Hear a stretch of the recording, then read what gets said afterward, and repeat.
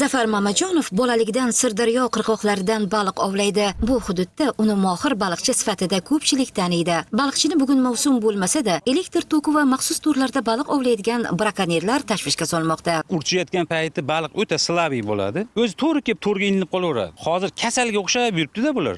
Agar urchish emas, boshqa payti bo'lsa, 10 tadan bittasi ilinadi bu to'rga. Endi shundan foydalanib, veydi yoppasiga qirib qo'yadi. Ayniqsa laqqa juda ham bir haligi bo'sh baliq bo'lar ekan, shu tezda qirilib ketyapti. Hozir sudak, usach degan baliqlar yo'q, qirilib ketyapti. Elektr toki bilan faqat katta baliqlarni ovlashni ko'zlaydigan brakonyerlarning harakati suv tagidagi butun jonzotga ziyon yetkazishi tabiiy. Pashsha qurtlari qamish tagiga qo'yadi qurtini. Bu mana shu suvni tagida turib, qovoqdan ajralib chiqib uchib ketadi. Mana shuni 70%ni mayda chavoqlar yeb tashlaydi.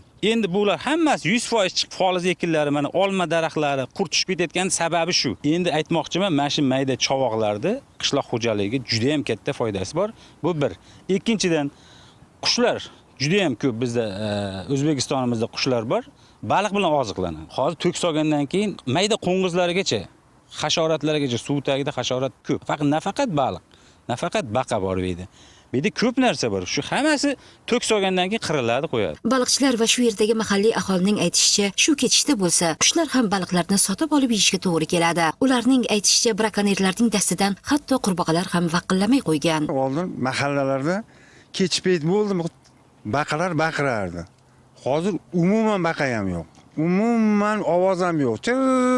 Chir deb o'sha shomdan boshlanardi.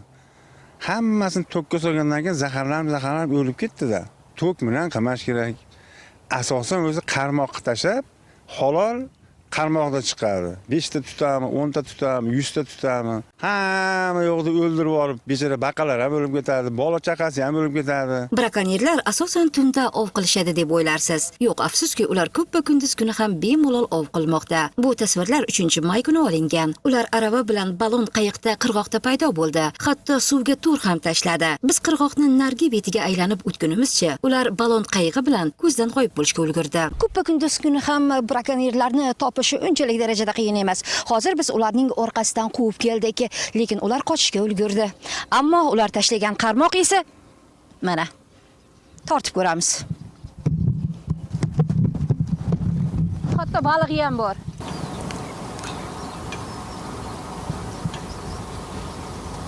Mana bu arava brakonyerlardiki. Ular bu aravada o'zlarini lotkasi bilan kelgan edi. Menimcha, ular o'zlari tutgan baliqlarni aynan mana shu aravada tashishni rejalashtirgan. Ayni daqiqada esa ular mana shu chakalakzorlarga qochib ketdi.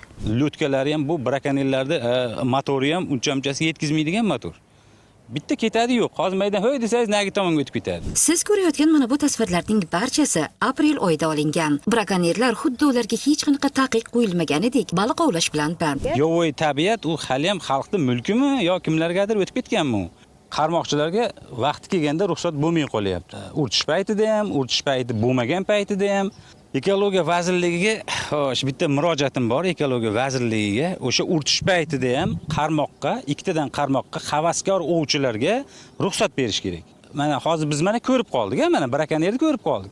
Bitta qarmoqda ovlaydigan havaskor ovchi 500 metr bu yog'ini, 500 metr bu yog'ini qo'riqlab o'tiradi. Bu borada ekologiya vazirligining viloyat boshqarmasi mutaxassislaridan izoh olmoqchi bo'lib juda ko'p urindik, ammo ular intervyu berishni lozim topmadi. Faqatgina Telegram ijtimoiy tarmog'i orqali mana bu ma'lumotni tashlab berdi. Unda yozilishicha 2025-yilda baliqlarni noqonuniy ravishda ovlash bo'yicha jami 8 nafar fuqarolarga nisbatan 20,625,000 so'm ma'muriy jarima hamda 19,500,000 so'm hayvonot dunyosiga zarar yetkazilgan. Shuningdek, viloyat hududida taqiqlangan ov quroli bo'yicha 4 ta holatda 608 million so'm hayvonot dunyosiga yetkazilgan zarar bo'yicha huquqbuzarlik holati yuzasidan qonunda belgilangan tartibda chora ko'rish maqsadida to'plangan hujjatlar huquqni muhofaza qiluvchi organlarga yuborilgan. Ammo bugungi holat esa olib borilayotgan ishlar yetarli samara bermayotganligini ko'rsatmoqda.